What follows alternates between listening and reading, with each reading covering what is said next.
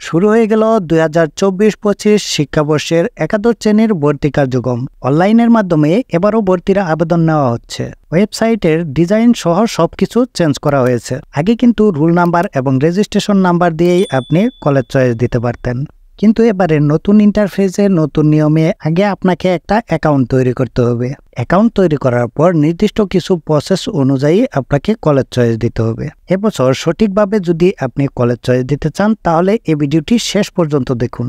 তার কারণ এই ভিডিওটিতে আমি পেমেন্ট করা থেকে শুরু করে আবেদনের A to Z প্রসেসটি দেখানোর চেষ্টা করব। মূল ভিডিওতে যাওয়ার আগে একটা রিকোয়েস্ট থাকবে, এই ভিডিওটিতে একটা লাইক দিয়ে ভিডিওর পরবর্তী অংশটুকু কন্টিনিউ করবেন। অনলাইনে কলেজ চয়েস দেওয়ার জন্য শুরুতেই আপনাকে যে কাজটি করতে হবে, আপনার ফোন থেকে যে কোনো একটি ব্রাউজার ওপেন করে নিতে হবে। আমি ক্রোম ব্রাউজারটি ওপেন করে নিচ্ছি। আপনারা চাইলে এই কাজটি কম্পিউটার দিয়েও করতে পারেন। ক্রোম ব্রাউজারটি ওপেন করার পর সার্চ বারে লিখবেন xiclassadmission.gov.bd লিখে সার্চ করবেন। আপনাদের সুবিধার্থে এই লিঙ্কটি ভিডিও ডিসক্রিপশনে প্রোভাইড করা থাকবে। আপনারা চাইলে সহজেই ওখান থেকে এই সাইটটিতে প্রবেশ করতে পারবেন।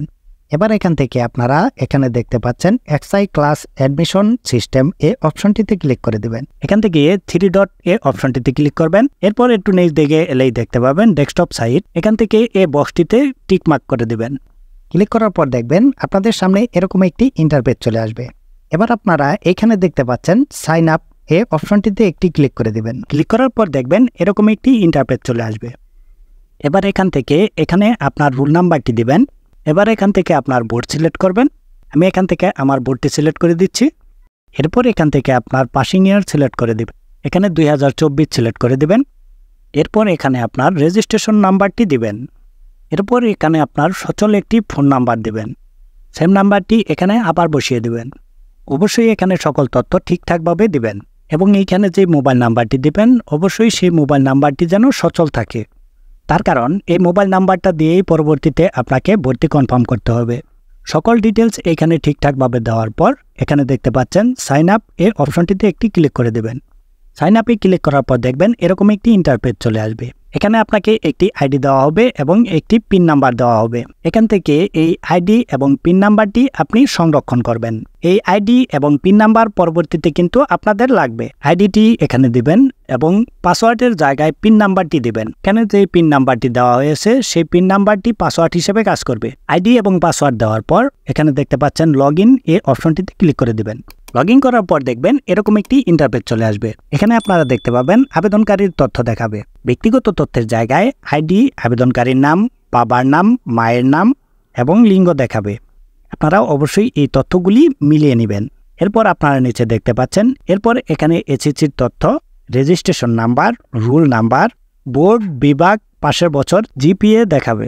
আপনারা এই তথ্যগুলিও মিলিয়ে নেবেন। আর যদি এখানে কোনো গরমিল থাকে তাহলে আপনি বোর্ডে যোগাযোগ করে সংশোধন করে নেবেন। তারপর আপনি পুনরায় আবেদন করবেন। এরপর এখান থেকে 3 লাইনস এই অপশনটিতে ক্লিক করে দেবেন। এবার এখান থেকে আবেদন এই অপশনটিতে ক্লিক করে দেবেন। এবার আপনারা বাম পাশে খেয়াল করলে দেখতে পাচ্ছেন আবেদন ফি জমা দিন এই অপশনটিতে ক্লিক করে দেবেন। ক্লিক করার পর দেখবেন এরকম একটি ইন্টারফেস চলে আসবে। এখানে আবেদন ফি জমা দেওয়ার 2টি মেথড দেখানো হয়েছে। 2টি মেথডের মাধ্যমে আপনারা আবেদন ফি জমা দিতে পারবেন। এক সোনালী ব্যাংক প্রাইভেট লিমিটেড, 2 হচ্ছে SSL কমার্স। আমি সোনালী ব্যাংকের মাধ্যমে আবেদন ফি দিয়ে দেখাবো। সোনালী ব্যাংক প্রাইভেট লিমিটেড এই অপশনটিতে ক্লিক করে দেবেন। এখানে কত টাকা পেমেন্ট করতে হবে তা দেখাবে। এখানে আপনারা দেখতে পাচ্ছেন এখান থেকে আপনারা সোনালী ব্যাংক অ্যাকাউন্ট থেকে পেমেন্ট করতে পারবেন, ওয়ালেট থেকে পেমেন্ট করতে পারবেন, ব্যাংক কার্ডের মাধ্যমে পেমেন্ট করতে পারবেন, মোবাইল ব্যাংকিং এর মাধ্যমে পেমেন্ট করতে পারবেন। এখান থেকে ইন্টারনেট ব্যাংকিং এর মাধ্যমে পেমেন্ট করতে পারবেন। বিকাশের মাধ্যমে পেমেন্ট করার জন্য মোবাইল ব্যাংকিং অপশনটি সিলেক্ট করবেন। এরপর এখান থেকে বিকাশ আইকনটিতে ক্লিক করে দেবেন। বিকাশ অপশনটিতে ক্লিক করার পর দেখবেন এরকম একটি পপআপ চলে আসবে। এখান থেকে কনফার্ম করে দেবেন। কনফার্ম করার পর দেখবেন এরকম একটি ইন্টারফেস চলে আসবে। এরপর এখান থেকে পে উইথ বিকাশ এই অপশনটিতে ক্লিক করে দেবেন। এরপর এখানে আপনার বিকাশ নাম্বারটি দিয়ে দেবেন। এরপর এখান থেকে কনফার্ম এই অপশনটিতে ক্লিক করে দেবেন। এরপর আপনার বিকাশ নাম্বারে একটি ভেরিফিকেশন কোড চলে আসবে। ওই ভেরিফিকেশন কোডটি এখানে বসিয়ে দিবেন। ভেরিফিকেশন কোড বসানো হয়ে গেলে কনফার্ম এই অপশনটিতে ক্লিক করে দেবেন। আপনার বিকাশে যেন অবশ্যই এই পরিমাণ ব্যালেন্সটি থাকে। এরপর এখানে আপনার বিকাশের পিন নাম্বারটি দিবেন। এবার কনফার্ম এই অপশনটিতে ক্লিক করবেন। দেখতে পাচ্ছেন এখানে আমার পেমেন্টটা সম্পূর্ণ হয়ে গেছে। এবার এখান থেকে আপনার রেফারেন্সের একটি স্ক্রিনশট নিয়ে রাখবেন। এবার এখান থেকে পরবর্তী এই অপশনটিতে ক্লিক করে দেবেন। ক্লিক করার পর দেখবেন এরকম একটি ইন্টারফেস চলে আসবে। এবার আপনারা বাম পাশে খেয়াল করলে দেখবেন আবেদন, এই আবেদন অপশনটিতে ক্লিক করে দিবেন। এখানে আপনারা দেখতে পাচ্ছেন আবেদন ফির অবস্থানটি কিন্তু দেখাচ্ছে। এখানে আপনারা দেখতে পাচ্ছেন আপনার পেমেন্ট সফলভাবে সম্পন্ন হয়েছে। এবার এখান থেকে আবেদন করুন এই অপশনটিতে ক্লিক করবেন।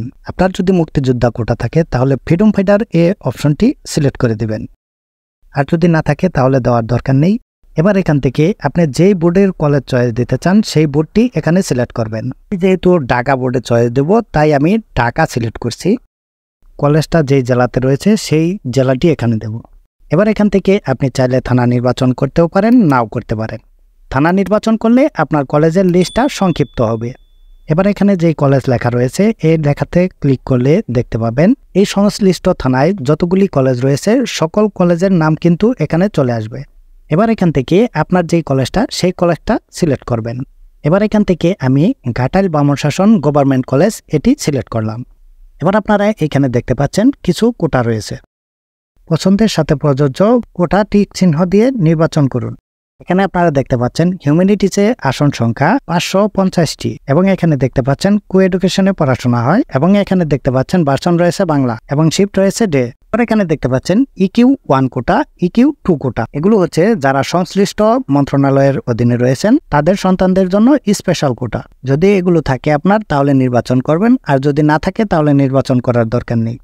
এখান থেকে এই কলেজটাকে অ্যাড করার জন্য প্লাস এই অপশনটিতে ক্লিক করে দেবেন। ক্লিক করার পর দেখতে পাবেন আপনার পছন্দের তালিকাতে এই কলেজটি অ্যাড হয়ে গেছে। আপনি নিচ দিকে গেলেই দেখতে পাবেন আপনার এই কলেজটি কিন্তু 1 নম্বর লিস্টে অ্যাড হয়ে গেছে। এবার এখানে দেখুন আমি যখন ঘাটাইল ক্যান্টনমেন্ট কলেজটি চয়েস দেওয়ার জন্য সিলেক্ট করেছি তখন কিন্তু এখানে প্লাস আইকনটি নেই। এর মানে এখানে এই কলেজটিতে ভর্তি হওয়ার জন্য যে পয়েন্টের প্রয়োজন সেই পয়েন্টটি আমার নেই। আমার যে পয়েন্ট রয়েছে সেই পয়েন্ট অনুযায়ী আমি এই কলেজে চয়েস দিতে পারবো না, যে কারণে প্লাস আইকনটি এখানে আর নেই। এভাবে কিন্তু আপনারা জানতে পারবেন আপনি এই কলেজটিতে আবেদন করতে পারবেন কিনা। দেখতে পাচ্ছেন সর্বনিম্ন 5টি কলেজ আমি এখানে চয়েস দিয়ে দিয়েছি। এবার এখানে যেই অ্যারোটি দেখতে পাচ্ছেন এই অ্যারোটির কাজ কি সেটি আমি আপনাদের বলবো। এখান থেকে আপনি যেই কলেজগুলি চয়েস দিয়েছেন সেই কলেজগুলির ভিতরে প্রায়োরিটি লিস্ট পরিবর্তন করতে পারবেন। যেমন সেকেন্ড চয়েসটি যদি আপনি 1 নম্বরে নিতে চান তাহলে এই অ্যারোটিতে পেশ করলেই কিন্তু এটি 1 নম্বরে চলে যাবে, এবং আপনি যদি প্রথম চয়েসটি নিচে নামাতে চান তাহলে এই অ্যারোটিতে পেশ করলেই কিন্তু এই কলেজটি নিচে নামবে। এবার আপনি যদি চান যে আপনার এই লিস্ট থেকে আপনি কোনো কলেজ বাদ দেবেন তাহলে এখানে যেই ক্রস চিহ্নটি দেখতে পাচ্ছেন এই ক্রস চিহ্নটিতে ক্লিক করে দিলেই কিন্তু চয়েস লিস্ট থেকে আপনার কলেজটি বাতিল হয়ে যাবে। আশা করছি বিষয়টি বুঝতে পেরেছেন। এবার আপনারা এখান থেকে সবকিছু ঠিকঠাক থাকলে এবার এখান থেকে আপনারা দেখতে পাচ্ছেন আবেদন সাবমিট করুন এই অপশনটিতে একটি ক্লিক করে দেবেন। এবার আপনি যখন আবেদন সাবমিট করুন অপশনটিতে ক্লিক করবেন তখন দেখতে পাবেন এরকম একটি ইন্টারফেস চলে আসবে। এবার এখানে আপনারা দেখতে পাচ্ছেন আপনি কি সত্যি আপনার বর্তমান পছন্দ নির্বাচন করতে চান। এবার এখান থেকে এগিয়ে যান এই অপশনটিতে ক্লিক করে দিবেন। এবার এখানে আপনারা দেখতে পাচ্ছেন আপনার আবেদনটি সফলভাবে সাবমিট করা হয়েছে। আপনি আপনার পছন্দ অনুযায়ী এটি আপডেট করতে পারেন। এবার এখান থেকে ঠিক আছে এই অপশনটিতে ক্লিক করে দিবেন। এবার এখানে আপনারা দেখতে পাচ্ছেন এর আগে আপনারা এখানে দেখেছিলেন নট সাবমিটেড, এখন কিন্তু আপনারা এখানে দেখতে পাচ্ছেন অ্যাপ্লিকেশন সাবমিটেড। এরপর এখান থেকে 3 লাইনস এই অপশনটিতে ক্লিক করে দিবেন। এবার এখান থেকে আবেদন এই অপশনটিতে ক্লিক করে দেবেন। আপনারা এখানে দেখতে পাচ্ছেন আবেদন আপডেট করুন এই অপশনটিতে ক্লিক করে দিবেন। ক্লিক করার পর আপনারা এখান থেকে আপনার কলেজগুলি আপডেট করতে পারবেন। আপনারা যদি চান যে কোনো পরিবর্তন করবেন আপনারা পরিবর্তন করতে পারবেন। এরপর এখান থেকে 3 লাইনস এই অপশনটিতে ক্লিক করে দিবেন। আবেদন দেখুন অপশনটিতে ক্লিক করলে আপনারা এরকম একটি ইন্টারফেস দেখতে পাবেন। এখানে আপনারা দেখতে পাবেন আপনার আবেদন জমা দেওয়া হয়েছে এবং এইখানে আপনারা একটা অপশন দেখতে পাচ্ছেন পিডিএফ ডাউনলোড করুন। এবার এখান থেকে পিডিএফ ডাউনলোড করুন এই অপশনটিতে ক্লিক করে আপনার পিডিএফ ফাইলটি ডাউনলোড করে নেবেন। আবেদনের পিডিএফটি দেখতে এরকম হবে। আবেদনের পিডিএফটি আপনার ফোনে সংরক্ষণ করে রাখবেন। প্রথম ধাপের ভর্তি রেজাল্ট শেষ হওয়ার পর আপনি কোন কলেজে চান্স পেয়েছেন সেটা দেখার সিস্টেমটাও কিন্তু নতুন, সেটা দেখার একটা ভিডিও আমাদের চ্যানেলে দেব। তাই আমাদের চ্যানেলটি সাবস্ক্রাইব করে পাশের নোটিফিকেশন বেলটি অন করে রাখুন। সেই সাথে ওই ভিডিওটিতে আমি আপনাদের দেখিয়ে দেব আপনার পছন্দসই কলেজ সিলেকশন হলে কিভাবে আপনারা ভর্তি কনফার্ম করবেন এবং আপনি যে কলেজে চান্স পেয়েছেন ওই কলেজ থেকে আপনি কিভাবে মাইগ্রেশন করবেন সেটাও আমি আপনাদের ওই ভিডিওটিতে দেখিয়ে দেব। এবার আমি আপনাদের আবেদন নিয়ে গুরুত্বপূর্ণ কিছু তথ্য দিচ্ছি। তার ভিতরে নাম্বার 1 হলো বর্তমানে এই যে সার্ভারটির মাধ্যমে আপনারা আবেদন করছেন এই সার্ভারটি মূলত নিউ সার্ভার। এর আগে কলেজ চয়েসের যে সিস্টেম ছিল সেই সিস্টেমটা কিন্তু চেঞ্জ করা হয়েছে। বর্তমানে যেই সার্ভারটি এটি কিন্তু একটি ভেরি ইউজার ফ্রেন্ডলি সার্ভার। যেহেতু এটা নতুন একটি সার্ভার, নতুন ডিজাইন, নতুন সকল সিস্টেমটাই যেহেতু নতুন, সেহেতু এখানে কিন্তু বেশ কিছু আপডেটের প্রয়োজন রয়েছে, যার কারণে মাঝে মাঝেই কিন্তু সার্ভারের সমস্যা হচ্ছে। আপনারা যখন এখানে আবেদন করবেন তখন সার্ভার এরর দেখাতে পারে, নেটওয়ার্ক এরর দেখাতে পারে। আপনাদের ঘাবড়ে যাওয়ার কিছু নেই, কিছুক্ষণ পর আবার ট্রাই করবেন, দেখতে পারবেন আপনি আপনার আবেদনটি করতে পেরেছেন। যেহেতু গত 2-3 দিন যাবৎ এই সার্ভারের সমস্যা ছিল, ডে বাই ডে এটা কিন্তু ইমপ্রুভ হচ্ছে। 2-1 দিনের ভিতরে আশা করি এটা সম্পূর্ণভাবে চালু হয়ে যাবে। তারপর থেকে আর কোনো সমস্যা হবে না।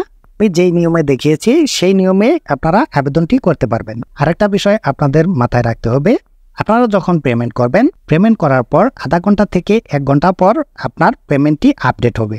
তাই আপনাদের চিন্তার কোনো কারণ নেই। পেমেন্ট করার পর আপনারা অপেক্ষা করবেন আপডেট হওয়া পর্যন্ত।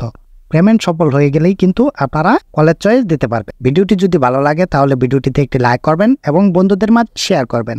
ভালো থাকুন, সুস্থ থাকুন, দেখা হচ্ছে পরবর্তী কোনো ভিডিওতে। আল্লাহ হাফেজ।